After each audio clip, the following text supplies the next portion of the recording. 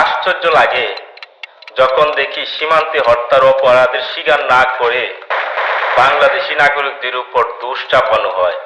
ভারত এভাবে ভুল পথে পা ফেলেও যখন উচ্চ সুরে কথা বলে, তখন তার আধিপত্যবাদীর আসল চেহারাটা নিখুঁতভাবে ফুটে ওঠে। গত 15 বছর বিএসএফ এর 6 শতাধিক বাংলাদেশি নাগরিককে গুলি করে হত্যা করলেও বাংলাদেশের তরফ থেকে তখন কোনো জোরালো প্রতিবাদ জানানো হয়নি। ভারতের প্রতি শেখ হাসিনার অকৃত্রিম আনুগত্যই এর জন্য দায়ী।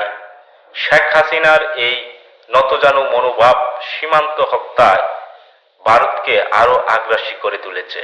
সুতরাং এই কথাগুলো বিএসএফ অগ্রাহ্য করে সন্দেহভাজনদের পূর্ব সতর্কতা ছাড়াই সরাসরি গুলি করে হত্যা করেছে, এসব বিষয় বাংলাদেশের নাগরিকদের আসলে অনেক ভাবায়।